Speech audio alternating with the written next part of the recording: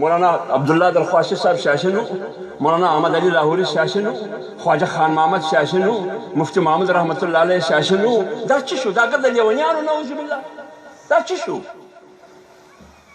سیاست مه کوه، سیاست څخه لرې شه، لہذا د سیاست څخه لرې شه، خو د هغه د تینک ټینک رپورټ چې په خپله سره وجنګوه. ټریډشنلیسټ مسلمان، دریم ماډرنسټ مسلمان، جدید مسلمان. جدید مسلمان کم خلک چې میډیا ګوري او میډیا اوري لکه عامر لیاقت، خو یو شی نه دي زمړي، خر لیونی دي. عامر لیاقت او غامدي هغه د اسلام تشریح دغې کې، د اسلام تشریح دغې کې چې مغربیت پکې زیات، مسلماني پکې کم. هغه وایي دا زما فکر دی، لیکن بدبختي دا ده چې سیاسي پارټۍ هم نه لري، سیاسي پلیټ فارم هم نه لري، محراب او منبر هم نه لري، څه مذهبي سټیج هم نه لري. په میډیا کې باید وجې ته موقع ورکړي. په اربو ډالر پر دې خرڅېږي چې امت مسلمه خرابوي د اسلام په باره کې. او څلورم سیکولریسټ مسلمان، لاجنه مسلمان. لاجنه کم یو دی؟ هغه چې د اسلام د سیاست سره یو تعلق نشته، د مذهب د سیاست سره یو تعلق نشته، د اسلام د حکومت او د عدالت سره یو تعلق نشته. وایي دا څلورم نمبر هم زما دی، دا هم زما دی، دا به دواړه ساتو، دا دوه د مرګ وه. هغه کم دوه؟ روایتي ملا او سیاسي ملا، دا دواړه د مرګ وه. روایتي مسلمان او سیاسي مسلمان دا دواړه دشمنان دي. فرق دونه دي، یو اوله درجه ده، بل دویمه درجه. په مدارسو کې تعلیم د دې ورکوله کېږي چې د ژوند د تېرولو لار څه ده؟ تعلیم الاحکام. پر دغه لار باندې د تلو طاقت او قوت څه دي؟ ویزکیهم طریقت ده. او که چیرې په دغه لار کې ستړی پریشاني او رکاوټ و، بیا به چشني، بیا به هغه عمل وي چې لار خلاصه شي. و هغه ته سیاست هم وایي، و هغه ته جهاد هم وایي. دا زه نه وایم، دا هغه دیوبند علما وایي چې موږ د خپلې مدرسې نسبت هم دیوبند ته کوو، د خپل ځان نسبت هم دیوبند ته کوو. لہذا هغه مدرسه دیوبندي کېدلی نشي چې هغه د سیاست قایل نه وي، هغه ملا دیوبندي کېدلی نشي چې هغه د سیاست قایل نه وي. که چیرې ته سیاست نه کوې، اسلام صرف در مدرسې او د چاردیوارۍ پورې محدوده کوې، د هغه مقصد خو د دشمن دی. هغه هم دغه غواړي چې نظام له به ژوندی نه راځي، حکومت له به ژوندی نه راځي. دغه جنګ دی بنیادي طور. لہذا موږ د تمامو مسلمانانو څخه دا خواست کوو، لکه څنګه چې شریعت د دین شعبه بولو، شریعت دین بولو، طریقت د دین یو شعبه بولو، سیاست هم د دین یو دغه شعبه ده. لیکن صرف خبره دا ده چې سیاست سیاستدانانو په وجه یا د حکمرانانو په وجه بدنامه شوی دی. د خلکو پر سیاست او پر سیاسي قیادت اعتماد نشته. موږ باید خپل ځوانان، خپل بچان په دې ولد کړو چې سیاست وایي و څه ته، د سیاست معنا څه ده، شریعت و څه ته وایي، طریقت و څه ته وایي. او دا تا ته دغه مدارس نه ښوولی چې بل څوک یې نشي ښوولی.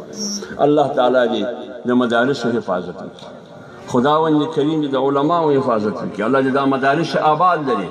په کار دا د مسلمانان مدارس آباد په څه شي آباد کړي؟ په خپل بچي، په مال او په دولت، په خپل بچي، په مال او په دولت، په دې باید آباد کړي. خپل بچان و مدرسه ته حواله کړي. د مدارسو کوشش دا دی، اوس چې کوم نصاب د مدارسو دی، موږ هم دا غواړو چې باید د مدرسې طالب علم لکه څنګه چې بخاري در رسولی شي، په کار دا ده هغه پر هره ژبه عبور لري. لکه نن طالبانو په عربي هم تقریرونه وکړو، په انګلیش باندې هم وکړو، باید په هره ژبه باندې عبور لري، طاقت لري، دی خلک پوه کولی شي. ساینس باید زده کړي، قانون د پاکستان قانون باید زده کړي. دا ټوله دا دواړه علوم وکړي نو به دای مثال دی د دې لکه د انسان موږ په بدن کې دوه شی یو دی روح یو د ماده دا ډوکې ماده ده غوښه ماده ده دا جته ماده ویل کېږي جسم یو دی په دې کې دننه روح ته ماته ووایه روح بغیر مادې معنا لري ماده بغیر روح معنا لري نه لري لہذا جسم و خپل ژوند کې و روح ته محتاج دی روح په استفاده کې محتاج دی و مادې ته لہذا روح به مادې یو حیثیت نه لري ماده به روح یو حیثیت نه لري لہذا یو هغه فني او اصلي علم دی چې هغه د مادې سره تعلق لري د زړه بیماري ده د ستوني بیماري ده د غوږ بیماري ده د پښتورګو ناجوړي ده د سږو ناجوړي ده دا سړی هارټ اټیک دی د دې علاج به اوس څوک کوي شیخ بخاري خو نشي کولی انجیوګرافي ور اچول پکار دي کولی شي نه شي کولی دا د غوږ اپریشن غواړي و د غوږ اپریشن خو په حجره کې نشي کېدلی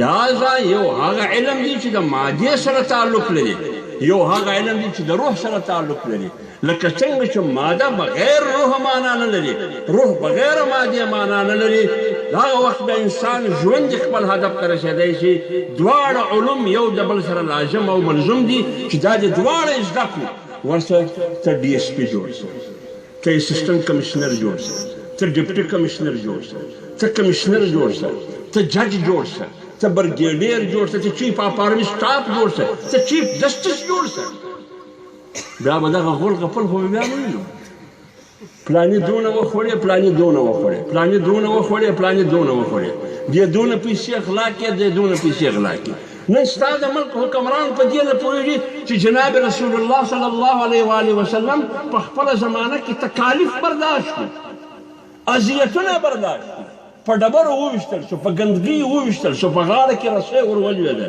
د سر وینې په پښو کې پرتې وې د څه لپاره قولوا لا اله الا الله لعلکم تفلحون د دې لپاره لیکن دون نااهله نالایقه بېوقفه وزیر اعظم دی چې دی د جناب رسول الله صلی الله علیه وسلم په باره کې د ذلیل لفظ استعمال دا څه وجه ده د دین څخه لرېوالی دی علم نشته دی په خپله وایي زه 10 کاله بعد ما ایمان راوړم 10 کاله بعد ومنه 10 کاله تا څه کول 10 کاله بعد چې اسلام زده کړی دی او ایمان عبدالله بن ابی بن سلول په تاریخ کې د پیغمبر علیه السلام په باره کې د ذلیل لفظ استعمال کړی دی یو داسې مړی یقولون لئن رجعنا الى المدینه لیخرجن الاعز منها الاذل دا د چا په باره کې ویلي عبدالله بن ابی بن سلول دا د تمام منافقونو سرغنا او سرګړی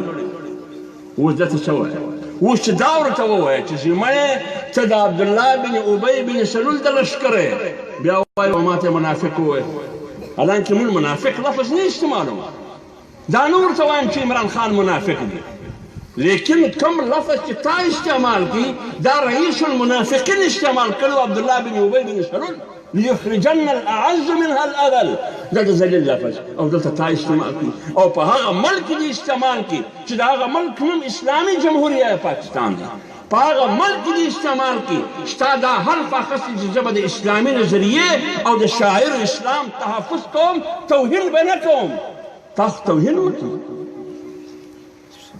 پکار دا ده موږ خپل بچان زده کړو علم پې زده کړو دین پې زده کړو نن ته ورسه یونیورسټي و کالج له شته نجلۍ وکوه ختم نبوت به څه ته وایي هېڅ چاته نه ده معلومه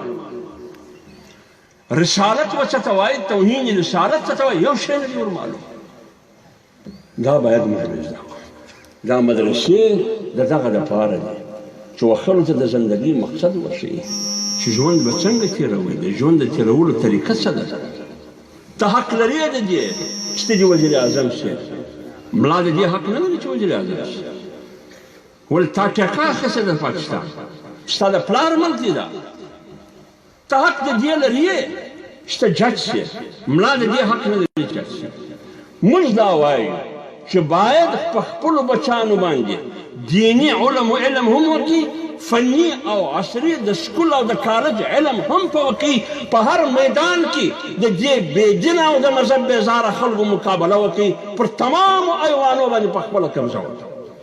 دغه طریقه ده. بله یوه طریقه نشته. نن چې طیب اردګان په ترکي کې قبضه کړې ده پر تمامو ادارو باندې، هغه دغه وجه ده. نن چې په ایران کې ملایانو قبضه ده، هغه دغه وجه ده.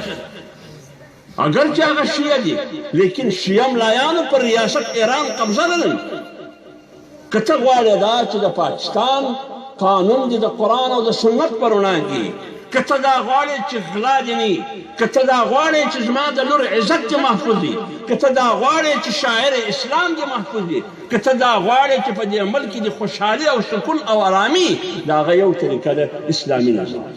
او اسلامي نظام هغه وخت راځي چې د اسلام آباد پر ایوانو باندې ستا قبضه شي.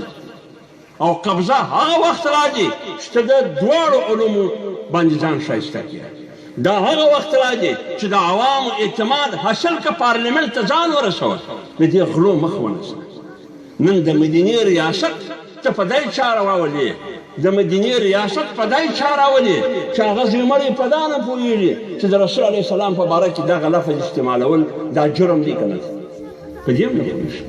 د مدینې ریاست ته په فواد چودري غواړې، د مدینې ریاست ته په شوکت یوسفزي غواړې، ته د مدینې ریاست په فردوس اشقوان غواړې، ته د مدینې ریاست په شیرین مزاري غواړې، ته د مدینې ریاست په شیخ رشید غواړې.